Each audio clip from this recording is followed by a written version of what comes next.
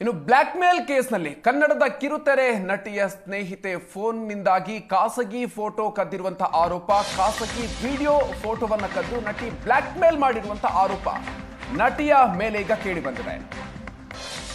Black mail ಕೇಸ್ನಲ್ಲಿ ಕನ್ನಡದ ಕಿರುತೆರೆ ನಟಿ ಸ್ನೇಹಿತೆಯ ಫೋನ್ನಿಂದ ಖಾಸಗಿ ಫೋಟೋವನ್ನ ಕದ್ದಿರುವಂತಹ ಆರೋಪ ಕನ್ನಡದ ಕಿರುತೆರೆ ನಟಿಯ ಮೇಲೆ ಈಗ ಕೇಳಿ ಬಂದಿದೆ.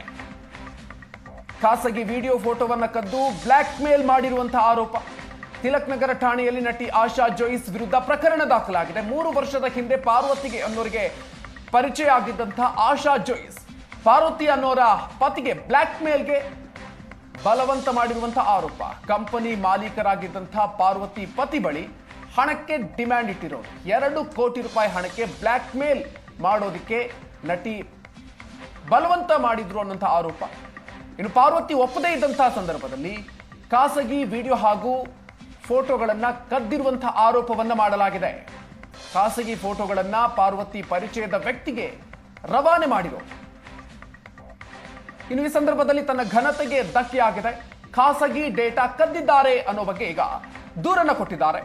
ನಟಿಯ ವಿರುದ್ಧ ತಿಲಕ್ ನಗರ ಪೊಲೀಸ್ ಠಾಣೆಗೆ ದೂರನ್ನ ನೀಡಿದ್ದಾರೆ ಪಾರ್ವತಿ. ಕನ್ನಡದ ಅನೇಕ ಧಾರಾವಾಹಿಗಳಲ್ಲಿ ಪೋಷಕ ಪಾತ್ರವನ್ನ ಮಾಡಿರುವಂತಹ ನಟಿ ಈಕೆ. ಇನ್ನು ಮಿಸ್ ಇಂಡಿಯಾ ಪ್ಲಾನೆಟ್ ಸ್ಪರ್ಧಿಯಾಗಿದ್ರು ಆಶಾ ಜೋಯಿಸ್ ಆಕೆ ವಿರುದ್ಧ ದೂರು ನೀಡಿದ ನಂತರ ಇದೀಗ ಪೊಲೀಸರು ವಿಚಾರಣೆಗೆ ಮುಂದಾಗಿದ್ದಾರೆ. ಬ್ಲಾಕ್ ಮೇಲ್ ಕೇಸ್ನಲ್ಲಿ ಕನ್ನಡದ ಕಿರುತೆರೆ ನಟಿಯ ವಿರುದ್ಧ ಈ ಆರೋಪ ಕೇಳಿ ಬಂದಿರೋದು.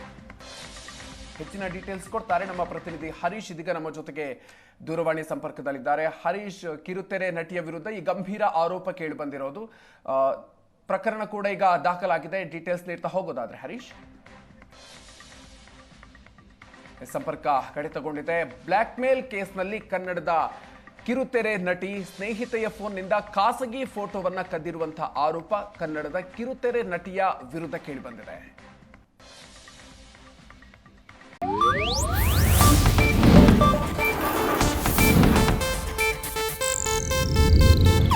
ಇದು ಏಷ್ಯಾನೆಟ್ ನ್ಯೂಸ್ ನೆಟ್ವರ್ಕ್ ಪ್ರಸ್ತುತಿ.